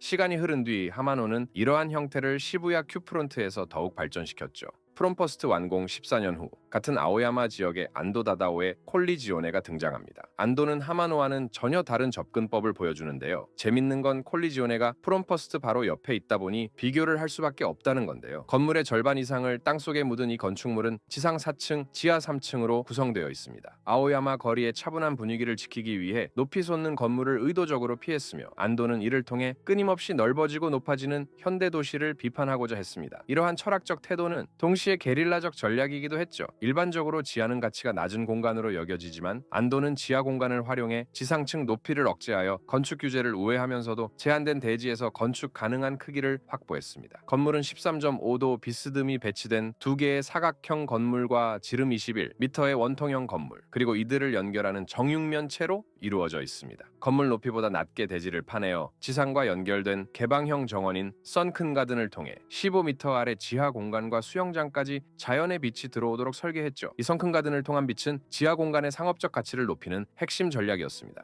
지하로 들어오는 빛은 지하의 부정적 이미지를 없애며 시간에 따라 변화하는 빛과 그림자는 공간에서 시간의 흐름을 체험하게 만들죠. 안도의 이러한 접근은 나중에 지어진 2121 디자인 사이트와 그랜드 그린 오사카에 있는 BS에도 동일하게 적용되었습니다. 안도는 콘크리트를 단순한 건축 재료가 아닌 형태이자 동시에 내용으로 보았습니다. 정교한 거푸집 작업을 통해 비단처럼 부드러운 질감을 만들어낸 그의 콘크리트는 빛과 그림자의 상호작용을 통해 건물을 간결하게 만듭니다. 선사상의 영향을 받아 비움과 빈 공간을 강조하며 단순함의 아름다움을 표현했다고 할 수 있죠. 원통형 건물 둘레를 따라 설치된 나선형 계단과 두 사각형 건물 사이에 계단 광장을 거닐며 마치 미로 속을 걷는 듯한데요. 길 자체가 급격하게 좁아지기도 합니다. 길을 찾는 과정 자체가 경험이 되죠. 그리고 길을 따라 올라가다 보면 자연스럽게 위로 향하게 되는데요. 그 순간 예측하지 못한 아오야마의 풍경을 보게 됩니다. 이 부분은 다양한 틈을 통해 아오야마를 볼 수 있었던 프롬퍼스트와는 사뭇 다른 전개라고 할 수 있죠. 게다가 지하로 빛이 들어오게 하다 보니 지하 천장도 많이 개방되어 있습니다. 이러한 탓에 뭔가 탑을 올라가는 느낌도 듭니다. 콜리존에는 프롬퍼스트의 복합 용도와 달리 상업시설로 집중하여 장점을 취했습니다. 주거나 업무 공간 없이 쇼핑과 문화 체험에 집중함으로써 건물의 일관성을 유지했죠. 프롬퍼스트와 비교하면 건축가의 건축이 다소 강하다는 걸 느낄 수 있습니다. 건물 속 공간들의 요소를 모두 콘텐츠로 본 프롬퍼스트와 비교한다면 콜리존에는 어떤 면에서 답답하다고 할 수 있는데요. 이건 개개인마다 호불호가 좀 분명한 것 같습니다. 이런 부분은 2009년 들어 더욱 강해졌는데요. 콜리존의 바로 건너편에 쿠마켄고가 재건축한 네즈 미술관이 생겼기 때문이죠. 네즈 미술관과 프롬퍼스트 두 공간 모두 사람을 중심에 둔 건물에 집중했기 때문이죠. 1970에서 80년대 아오야마에서 프롬퍼스트와 콜리존에는 서로 마주보고 서 있으면서도 완전히 다른 방향을 보여주었습니다. 프롬퍼스트를 만든 하마노 야스히로는 다양한 브랜드를 선별해 모으고 사람들이 함께 즐기는 문화를 만들어 지역 전체를 변화시키려 했습니다. 반면 콜리지오네를 설계한 안도 다다오는 깊은 생각을 공간으로 표현하며 도시에 대한 비판적인 메시지를 전했죠.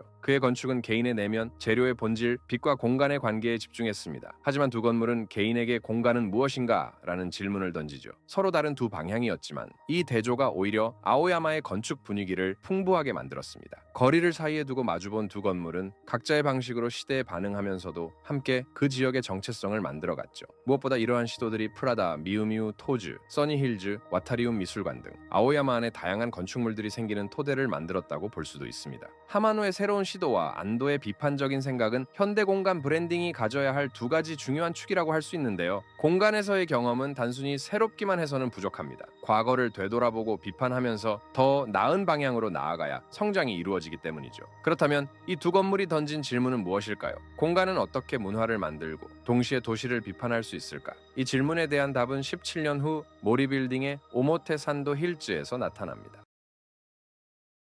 콜리존의 완공 후 수년 뒤 안도 다다오는 아오야마와 가까운 오모테산도에서 더 큰 프로젝트를 맡게 됩니다. 오모테산도의 도준카이 아오야마 아파트 재개발 프로젝트였습니다. 맞습니다. 바로 모리빌딩의 오모테산도 힐즈죠. 이 프로젝트는 안되게 새로운 과제를 제시했는데요. 콜리존에처럼 개인적 공간 체험에만 집중할 수 없었습니다. 100명에 가까운 권리자들의 합의가 필요했고 1927년부터 이어진 지역 역사를 보존해야 했으며 상업적으로도 성공해야 했습니다. 안도는 자신의 건축 철학을 발전시키는 동시에 같은 지역에서 30년 가까이 성공을 이어온 프롬퍼스트의 접근법을 참조했을 것입니다. 사실 프롬퍼스트의 하마노 야스히로와 안도 다다오는 오래된 친구였습니다. 두 사람은 1970년대 후반부터 1980년대에 걸쳐 고베시 이쿠타구의 키타노 프로젝트에서 실제로 함께 작업했습니다. 이 프로젝트는 로즈 가든 등 여러 건축물을 포함하며 당시 거리의 분위기를 살리면서 새로운 상업시설의 방향을 제시한 중요한 사례인데요. 하마노는 프로듀싱과 라이프스타일 설계를, 안도는 주로 건축 설계를 담당했습니다. 두 사람의 협업을 통해 경사진 지형을 활용한 회랑과 자연광을 가득 담은 공간이 탄생했고 사람들이 모여 교류할 수 있는 매력적인 장소가 만들어졌습니다. 키타노 프로젝트는 도시 환경과 문화를 고려하면서 새로운 도시 공간을 만든 모범 사례로 평가받으며 당시 건축과 도시 설계의 본보기가 되었습니다. 하마노는 사람을 주인공으로, 건축은 조연으로 생각하며 삶의 질을 중시하는 라이프스타일 프로듀서였고 안도는 금욕적인 건축 설계를 했다고 하는데요. 하마노와 안도 서로가 서로를 보완하면서 작업했다고 전해졌습니다. 2006년 완공된 오모테산도 힐즈는 250제곱미터에 23제곱미터라는 독특한 형태를 가지고 있습니다. 안도는 이를 두고 270m를 수직으로 쓰면 높은 고층 빌딩이 되지만 대신 이를 수평으로 펼쳐 오모테산도의 느티나무와 조화는 23.3m 높이로 억제했다라고 말했죠. 오모테산도 힐즈의 지하 구조는 콜리지오네의 지하 하강 전략을 발전시킨 것이라고 볼 수 있는데요. 콜리지오네가 건물을 땅속으로 파고 들어가며 도시의 수직 팽창을 비판했다면 오모테산도 힐즈는 수평으로 펼쳐지며 같은 메시지를 더 큰 스케일로 전달합니다. 사실 모리 빌딩은 안도와는 다르게 건물을 수평으로 세우기를 원했기 때문이었죠. 하지만 콜리지오네와 다르게 오모테산도는 대안을 어느 정도 제시한다는 점이죠. 이 프로젝트를 주도한 모리 빌딩은 로퐁이 힐즈, 아크 힐즈 등을 개발하며 일본 도시 재생의 선두에 서 있던 부동산 디벨로퍼였는데요. 안도의 철학적 접근과 모리 빌딩의 개발 전략이 만나는 지점에서 흥미로운 시너지가 발생했습니다. 긴 건물 외관은 일반 빌딩 수십 개 분량에 눈에 띄는 효과를 냈고 수평 고층 개발로 모든 층이 2층의 접근성을 갖게 되었으니까요. 총 700m에 이르는 스파이럴 슬로프는 오모테산도 거리의 경사도를 재현하여 제2의 오모테산도를 건물 내부에 만들어냈습니다. 완만한 경사는 필요 없이 올라갈 수 있고 실내인데 거리처럼 느껴지는 공간이 쇼핑을 산책으로 만드는데요. 모든 매장이 이 연속된 동선 위에 배치되어 사각지대를 최소화했습니다. 오모테산도 힐즈는 미디어십이라는 개념을 내세웠습니다. 시설 전체가 새로운 미디어가 되어 최신 정보를 발신하는 공간이라는 의미였죠. 이를 실현하기 위해 약 100개의 브랜드 중 절반이 오모테산도에 처음 들어온 브랜드이며 절반이 플래그십 매장으로 입점했습니다. 지금도 꾸준히 입점 브랜드들이 바뀌고 있죠. 하지만 오모테산도 힐즈의 브랜드 기획 전략은 상업적으로는 성공했지만 동시에 중요한 한계도 드러냈습니다. 프롬퍼스트에서 하마노 야스히로가 중요하게 여긴 것은 공간 자체가 플랫폼이 되고 그 안에서 사람들이 무엇을 만들어내는가였습니다. 프롬퍼스트의 복도, 테라스, 작은 가게들은 모두 사람들의 행동과 문화를 담는 그릇이었으니까요. 하지만 오모테산도 힐즈에서는 다양한 브랜드들이 공간을 지배하면서 정작 그 공간을 사용하는 사람들의 일상과 문화는 뒷전으로 밀렸습니다. 방문자들은 공간의 주인공이 아니라 브랜드 경험의 소비자가 되어버렸죠. 하마노 야스히로가 오모테산도 힐즈를 보고 크게 실망한 이유가 바로 여기에 있었죠. 오모테산도 힐즈는 건축적으로는 훌륭하고 브랜드 기획도 성공적이었지만 정작 그 공간이 사람들의 창조적 활동을 위한 플랫폼이 되지 못했다는 것이었죠. 프롬퍼스트가 50년이 지난 지금도 살아있는 이유는 공간이 계속 변화하고 새로운 문화를 받아들이며 사람들의 행동이 공간의 콘텐츠가 되었으니까요. 반면 오모테산도 힐즈는 완성도 높은 작품이 되었지만 그만큼 사용자가 개입할 여지는 줄어들었습니다. 이는 안도의 건축가로서의 완성도와 모리 빌딩의 개발 전략이 만들어낸 성공인 동시에 하마노가 제시했던 라이프스타일 플랫폼으로서의 공간과는 다른 방향이었습니다. 토라노몬과 아자부다 힐즈와 비교해보면 같은 힐즈임에도 오모테산도는 다소 낯선 느낌이 있죠. 오모테산도 힐즈의 가장 상징적인 요소는 1927년 지어진 도준카이 아오야마 아파트의 일부를 도준관으로 복원한 것인데요. 안도는 이 복원 부분의 존재가 이번 재생 계획의 핵심이었다고 강조합니다. 콜리지오네가 추상적 방식으로 도시를 비판했다면 오모테산도 힐즈는 구체적인 역사를 물리적으로 보존하면서 새로운 의미를 담게 되었죠. 건물은 과거, 현재, 미래로 이어지는 동선을 통해 시간을 겹친 형태로 공간에 담아냅니다. 사람들은 복원한 도준카이 아파트를 통해 오모테산도 힐즈 안으로 들어가는 건데요. 즉 맥락을 통해 지역의 역사를 다시 경험한다고 할 수 있죠. 모리 빌딩은 오모테산도 힐즈의 38가구 주거 공간을 4층 이상에 배치해 상업 공간과 동선을 완전히 분리했습니다. 이는 상업 공간의 소음에서 벗어나면서도 주거자들이 건물의 항구적 이용자로서 커뮤니티의 지속성을 만들기 위해서였죠. 프롬퍼스트가 생활 일 쇼핑을 한 공간에 섞었다면 오모테산도 힐즈는 각 기능을 명확히 분리하되 스파이럴 슬로프로 통합하는 전략을 택했습니다. 모리 빌딩의 수직 정원 도시와는 결이 조금은 다르죠. 이렇게 분리하면서도 통합한 방식 때문에 저는 오모테산도 힐즈를 힐즈인데 힐즈 같지 않은 곳이라고 생각합니다. 안도와 모리 빌딩은 100명에 가까운 관리자들로 이루어진 조합의 전원이 납득하는 형태로 계획을 진행하기 위해 12년간의 긴 과정을 거쳤습니다. 철저하게 대화를 거듭하면서 문제를 하나하나 해결해 나간다는 방침은 안도의 건축이 개인 작가주의에서 사회 건축으로 진화했음을 보여주는데요. 개인적으로 직원자들과의 협상에 능한 모리 빌딩이 있었기에 가능했다고 봅니다. 모리 빌딩은 로폰기 힐즈를 개발하며 이미 직원자들의 땅을 통합하는 방식의 노하우를 충분히 쌓았고 이는 이후 긴자식스 프로젝트로도 이어졌습니다. 프롬퍼스트 콜리지온의 오모테산도 힐즈는 30년에 걸쳐 아오야마와 오모테산도 지역에 축적된 공간 브랜딩의 지혜를 보여줍니다. 이렇게 축적된 공간들은 지금도 하라주쿠, 오모테산도, 아오야마의 공간에 영향을 주고 있죠. 하마노 야스히로는 건축을 삶을 제한하는 플랫폼으로 재정의했고 안도 다다오는 콜리지온에서 철학적 성찰을 공간으로 구현하는 방법을 보여주었습니다. 이 두 독립적 시도는 같은 지역에서 20년 이상 공존하며 서로 다른 방향을 증명했죠. 안도는 공공성이라는 것은 건축에 있어서 가장 기본적인 주제라고 말했지만 하마노는 진정한 공공성은 단지 공간을 제공하는 것을 넘어 사람들이 그 안에서 무엇을 만들어낼 수 있게 하는가에 달려있다고 봤습니다. 오모테산도 힐즈는 안도가 자신의 이전 작품을 발전시키고 모리 빌딩의 개발 전략과 협업하며 만들어낸 결과라고 볼 수 있는데요. 건축적으로는 완성도 높은 작품이었지만 동시에 중요한 과제를 남겼습니다. 브랜드 기획과 건축가의 비전이 강할수록 사용자의 창조적 개입 여지는 줄어들 수 있고 완성도 높은 공간일수록 사람들이 자유롭게 사용할 틈도 좁아질 수 있다는 면을 말이죠. 그리고 모리 빌딩은 이러한 부분들은 토라노몬 힐즈와 아자부다이 힐즈를 통해 이러한 한계점을 극복하죠. 오늘 살펴본 아오야마의 공간들이 우리에게 남긴 것은 하나의 정답이 아니라 계속 고민해야 할 과제입니다. 현대 도시의 상업 건축이 지역과 함께 호흡하고 성장하는 문화 플랫폼이 되려면 건축가의 완성도와 사용자의 자유 사이에서 어떤 균형을 찾아야 할까요? 라는 것을 말이죠. 이 균형점을 찾아가는 과정이 바로 다음 세대의 공간 브랜딩이 아닐까 저는 그렇게 생각하는데요.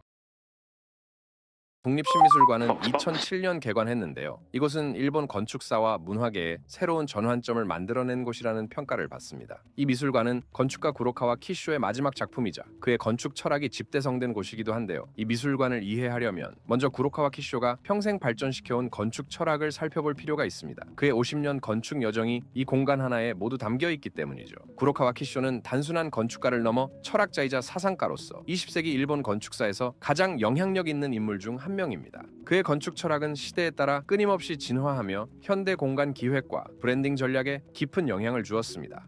교토대 건축학과를 졸업한 그는 도쿄대 건축학과에서 석사를 받았습니다. 구로카와는 1960년 메타볼리즘 운동을 이끈 대표 건축가로 건축계에 등장했습니다. 메타볼리즘은 생물학적 대사 과정에서 영감을 받아 건축을 생명체처럼 성장하고 변화할 수 있는 유기체로 바라보는 개념이었죠. 이 개념은 제2차 세계대전 이후 일본의 급격한 성장 속에서 탄생했습니다. 빠르게 변하는 도시와 사회에 적응하기 위해서는 건축물도 유연하게 변화할 수 있어야 한다는 생각이었죠. 그가 만든 낙하긴 캡슐 타워는 이러한 철학을 구체적으로 구현한 건축물입니다. 140개의 독립된 캡슐 유닛을 중앙 코어에 부착하여 각 캡슐을 개별적으로 교체할 수 있도록 설계했죠. 모듈형 시스템, 교체 가능성, 성장과 변화라는 개념을 실제 건축물로 만들어낸 것입니다. 메타볼리즘으로 시작한 구로카와의 철학은 1970년대 들어 메타몰포시스 개념으로 발전했습니다. 그는 서구의 이분법적 사고를 넘어서려 했습니다. 내부와 외부, 건축과 자연, 전통과 현대 사이의 모호한 경계 영역을 탐구하기 시작한 것이죠. 그는 일본 전통 건축의 엔가와와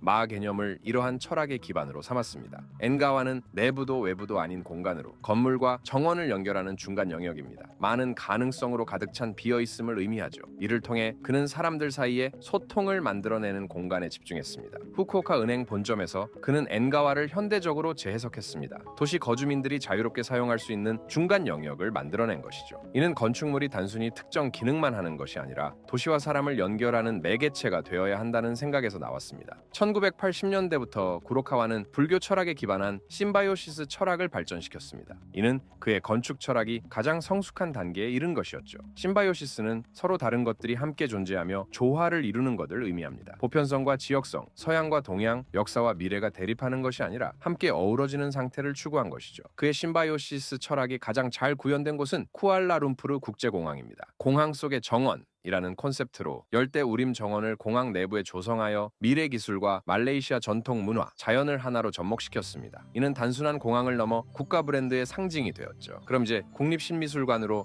넘어가 보죠. 구로카와 키쇼가 50년간 발전시켜온 유연성, 경계 넘나들기, 조화로운 공생, 이 모든 건축 철학이 모인 마지막 작품이 바로 도쿄 국립신미술관입니다. 구로카와는 이 미술관을 완성한 직후인 2007년 세상을 떠났습니다. 국립신미술관은 그의 마지막 작품이자 평생 추구한 건축 철학의 완성본이 된 것이죠. 미술관에 가까이 다가가면 가장 먼저 눈에 들어오는 건 물결치듯 굽어있는 유리 외벽입니다. 이 유리 파사드는 고정된 형태가 아니라 끊임없이 변하는 빛을 안으로 끌어들입니다. 가만히 서 있으면 변하는 게 없는 것 같지만 천천히 걸으면 빛에 따라 느낌이 조금씩 달라지는 걸 느낄 수 있죠. 이 이중 유리 외벽은 보기에만 좋은 게 아닙니다. 자연광을 부드럽게 들이면서도 강한 햇빛은 막아서 작품도 보호하고 에너지도 절약합니다. 낮에는 시간에 따라 빛이 변하면서 공간 분위기가 바뀌고 밤에는 안쪽 조명이 유리에 비쳐 완전히 다른 느낌을 만들어냅니다. 유리 외벽은 안과 밖의 경계를 흐리게 만듭니다. 안에서 밖을 보고 밖에서 안을 보는 게 자유롭죠. 이건 구로카와가 추구한 엔가와, 즉 경계의 모호함을 현대적으로 만든 겁니다. 그런데 쏟아지는 빛 속을 지나 전시장으로 들어가는 순간 분위기가 확 바뀝니다. 외부와 단절되는 느낌이 들죠. 이게 바로 마입니다. 전시장 안에서는 오로지 미술 작품에만 집중할 수 있도록 만든 것이죠. 국립신미술관은 이렇게 극과 극을 오갑니다. 한쪽에는 빛이 쏟아지고 다른 쪽에는 빛을 흡수해 차분함을 주는 공간이 있습니다. 미술관 안으로 들어서는 순간 21.6m 높이의 거대한 공간이 눈앞에 펼쳐집니다. 그리고 그 중심에 두 개의 커다란 여권뿔이 공중에 떠 있는 것처럼 서 있죠. 이 독특한 구조물은 그냥 보기 좋으라고 만든 게 아닙니다. 위쪽 원뿔에는 미슐랭 3스타 셰프 폴 보키즈의 레스토랑이 있고 아래쪽에는 카페가 있습니다. 보통 미술관은 1층 바닥만 쓰는데 여기는 21.6m 높이 전체를 활용해서 특별한 경험을 만든 거죠. 이 모습은 SNS에서도 계속 화제가 되고 있습니다. 비일상적인 경험으로 일상을 풍요롭게 라는 구로카와의 철학을 보여주는 공간입니다. 그런데 이 미술관에는 특이한 점이 하나 있습니다. 바로 소장품이 없다는 겁니다. 보통 미술관은 자기들이 가진 작품 컬렉션을 자랑합니다. 요요기 공원에 있는 국립서양미술관만 해도 인상주의 회화 컬렉션이 정말 대단하거든요. 그런데 국립신미술관은 이 부분을 오히려 장점으로 바꿨습니다. 소장품을 보관할 창고가 필요 없으니까 그 공간을 전부 전시실로 쓸 수 있었던 겁니다. 실제로 미술관의 전체 전시 면적이 14,000제곱미터로 일본에서 가장 큽니다. 1층과 2층에 있는 6개의 전시실은 각각 약 1,000제곱미터에 천장 높이가 8m나 되어서 큰 작품도 충분히 전시할 수 있죠. 실제로 동시에 12개의 다른 전시회를 열 수 있습니다. 상설 전시가 없다는 건 언제 와도 새로운 걸 볼 수 있다는 뜻입니다. 이게 사람들이 다시 오게 만드는 큰 이유가 됐습니다. 고정된 컬렉션이 아니라 계속 변하는 살아있는 미술관이니까요. 이건 구로카와가 추구한 변화에 적응하는 건축을 그대로 보여줍니다. 개관한 해부터 지금까지 3천만 명이 넘는 사람들이 다녀갔으니까요. 국립신미술관은 단순히 전시만 보러 가는 곳이 아닙니다. 안에는 카페 3개, 레스토랑 하나, 뮤지엄 숍, 그리고 3층의 아트 라이브러리가 있습니다. 아트 라이브러리에서는 현대미술, 디자인, 건축 관련 자료를 무료로 볼 수 있습니다. 이런 구성 덕분에 미술관이 일상적인 문화 공간이 됐습니다. 사람들은 꼭 전시를 보지 않아도 여러 이유로 이곳을 찾습니다. 카페 가려고 왔다가 우연히 전시를 발견하거나, 건축 보러 왔다가 도서관에서 책을 읽거나, 레스토랑 예약했다가 미술에 관심을 갖게 되는 시기죠. 이렇게 의도하지 않은 문화적 만남이 일어납니다. 건물 자체가 전시 관람만을 목표로 하는 게 아니라 문화적 일상의 일부가 되는데 집중한 겁니다. 이 부분은 다른 영상에서 본 이케부쿠로, 글로벌링이나 브릭스퀘어의 미스코시, 1호관 미술관과도 비슷합니다. 이 미술관은 주변 환경과도 잘 어울리는데요. 아오야마 공원 같은 주변 녹지와 자연스럽게 이어지도록 설계됐습니다. 근처에는 도쿄 미드타운 로퐁이와 로퐁이 힐스처럼 녹지가 많은 곳들이 있죠. 미술관이 도시 속에 혼자 떨어져 있는 게 아니라 주변 자연과 도시 전체와 함께 숨 쉬는 공간이 된 겁니다. 실제로 국립신미술관은 로퐁이 지역의 아트 트라이앵글을 형성하는 핵심 시설 중 한 곳인데요. 주변의 모리미술관, 산토리미술관과 함께 도쿄 중심부의 문화지구를 만들어내고 있습니다. 3개의 미술관이 도보로 이동 가능한 거리에 있어 하루에 여러 미술관을 둘러보는 문화 투어도 가능하죠. 게다가 외도선 로퐁이역에서 미술관까지 오는 길의 높낮이 차이가 꽤 큽니다. 그래서 찾아오는 과정 자체도 재미있죠. 이건 구로카와가 평생 추구한 심바요시스, 즉 조화로운 공생의 철학을 도시에서 실현한 거라고 할 수 있습니다. 구로카와의 건축은 한국에서도 볼 수 있습니다. 서울 롯데월드가 그의 작품이죠. 매년 수많은 사람들이 그가 만든 공간에서 즐거운 시간을 보내고 있습니다. 구로카와 키쇼가 평생 추구해온 유연성, 경계 넘나들기, 조화, 이 모든 건축 철학이 도쿄 국립신미술관에 담겨 있습니다. 이 미술관이 사람들에게 사랑을 받는 건 단순히 아름답기만 한 게 아닙니다. 경험 그 자체가 사람들을 끌어당기죠. 공중에 떠 있는 것 같은 역원뿔 구조, 물결치듯 흐르는 유리 외벽은 완벽한 사진 촬영 장소가 되니까요. SNS에서 이런 공간들은 인증샷 스팟으로 저절로 퍼져나가죠. 건축이 주는 강렬한 경험이 사진과 영상으로 공유되고 그게 다시 새로운 사람들을 부르는 순환을 만들어내니까요. 일본을 대표하는 디자이너 카시와 사토가 만든 시각적 디자인도 이런 경험을 더 강하게 만들고 있습니다. 유니클로, 라쿠텐 로고를 디자인한 그는 단순하지만 명확한 메시지를 미술관에도 적용했죠. 시각 디자인이 복잡한 장식 대신 건축 자체의 아름다움을 드러내는 조력자 역할을 하는 거죠. 또한 애니메이션 너의 이름은에 이곳이 나오면서 미술관은 더 유명해졌습니다. 건축을 보러 온 사람이 전시를 보게 되고 레스토랑 찾아온 사람이 건축에 관심을 갖게 되며 애니메이션 팬이 예술에 눈뜨게 되는 거죠. 이런 자연스러운 만남은 건축 곳곳에서 나타납니다. 건축과 자연은 주변 녹지와 이어지는 설계로 하나가 되죠. 이런 경험들이 자연스럽게 사람들이 공간을 보는 안목을 키우니까요. 스마트폰으로 뭐든 볼 수 있는 시대인데도 사람들이 국립신미술관을 찾는 이유는 분명합니다. 건축과 공간이 주는 압도적인 감각, 우연한 발견, 비일상적 경험은 화면으로 느낄 수 없으니까요. 봅니다. 2021년 도쿄 치요다구에 완성된 키오이세이도는 건축가 나이토 히로시가 설계한 특별한 건축물입니다. 이 건물은 목적 없는 건축이라는 획기적인 개념으로 건축의 근본적 가치를 탐구하는데요. 기능과 효율만을 추구하는 현대 도시 건축에 대한 깊은 반성이자 공간 자체가 지닌 힘을 실험한 작품이라고 할 수 있죠. 건축주인 일반사단법인 윤리연구소는 나이토 히로시에게 마음대로 만들어달라는 전례 없는 요청을 했습니다. 동시에 단 하나의 조건인 조몬 시대를 생각해 달라는 제안만을 했죠. 최근 유지보수를 마친 이 건물은 2025년 7월 1일부터 9월 30일까지 한시적으로 공간을 개방했습니다. 이 독특한 건축물을 제대로 이해하기 위해서는 먼저 그것을 만든 건축가의 세계관을 들여다볼 필요가 있습니다. 1950년 요코하마에서 태어난 나이토 히로시는 와세다. 대학교에서 건축을 공부한 후 그는 1976년부터 1978년까지 독창적인 건축 세계와 주류에 얽매이지 않는 사고방식을 통해 자신만의 건축 스타일을 선보인 스페인 건축가인 페르난도 이게라스의 수석 건축가로 일했으며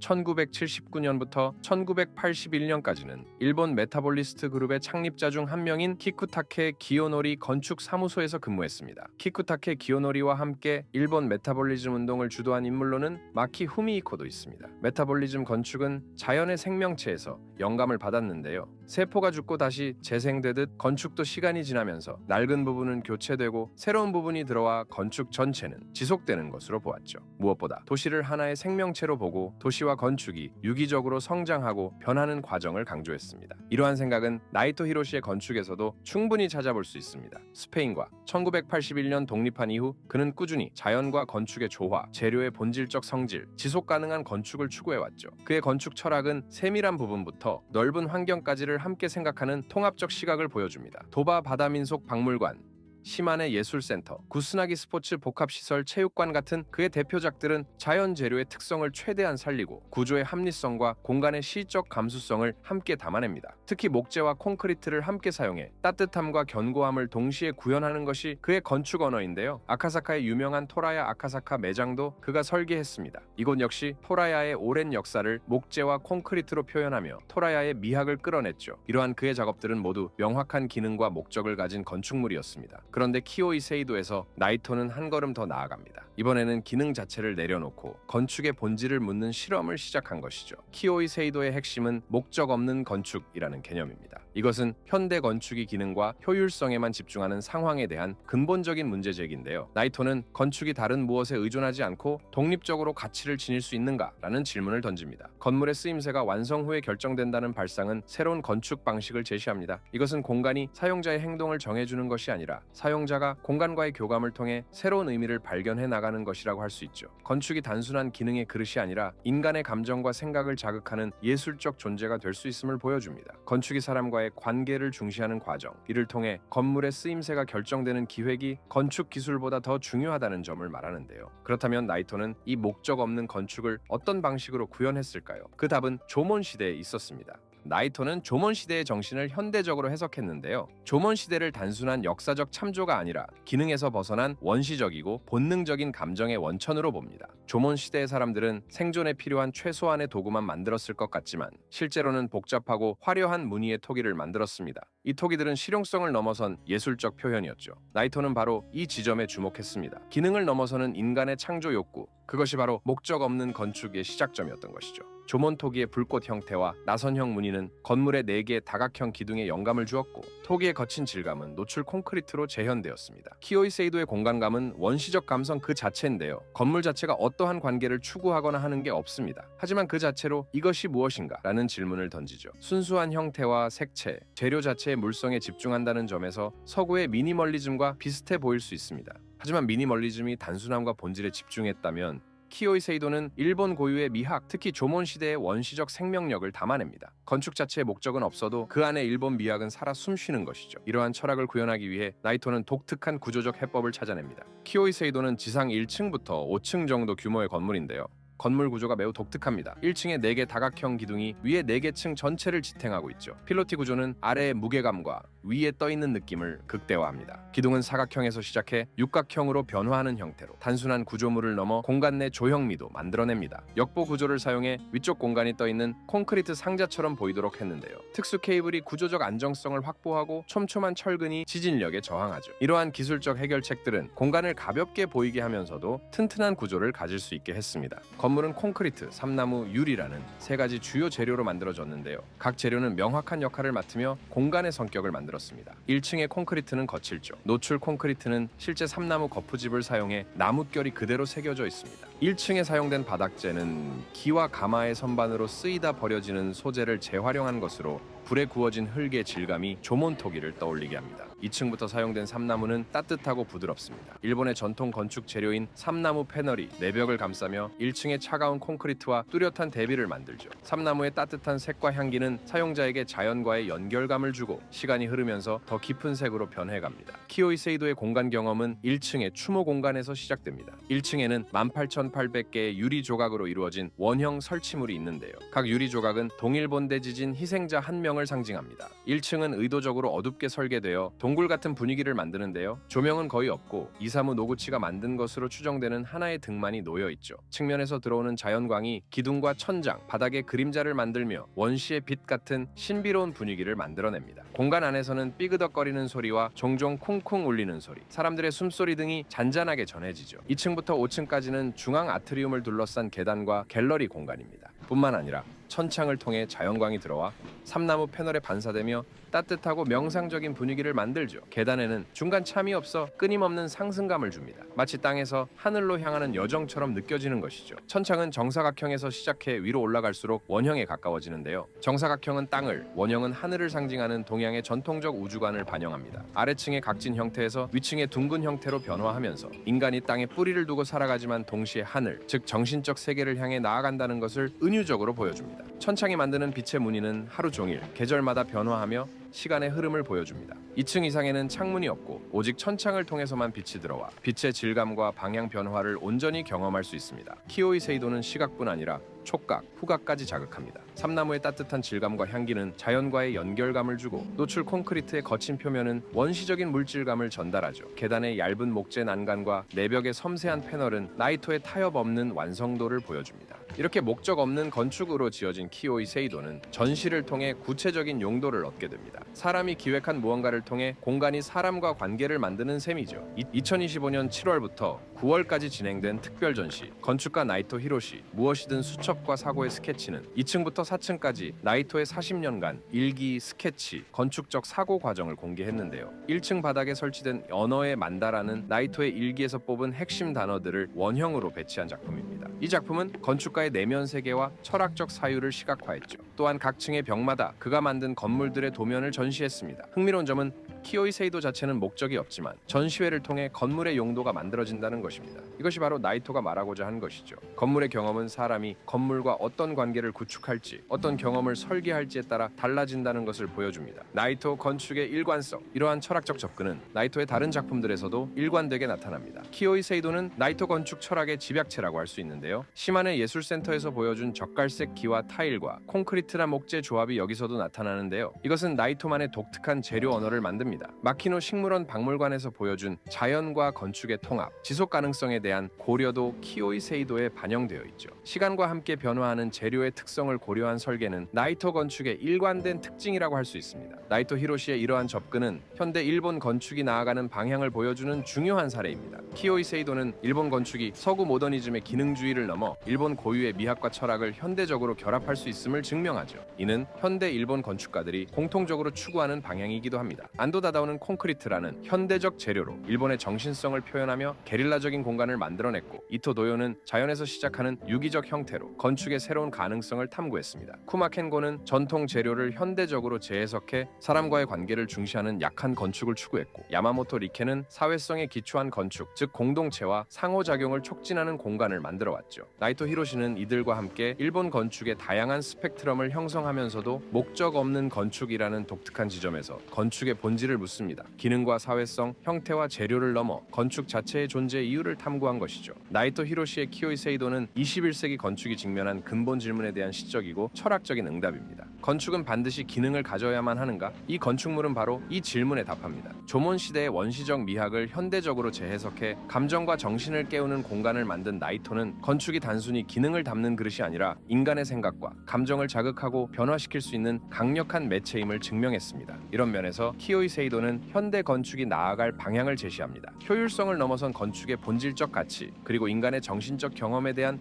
깊은 성찰. 이것이 바로 나이토 히로시가 키오이 세이도를 통해 우리에게 남긴 메시지라고 할 수 있는데요. 여러분의 생각은 어떠신가요? 댓글로 알려주세요. 영상이 마음에 드셨다면 좋아요와 구독도 부탁드려요. 저는 다른 영상으로 다시 찾아오겠습니다.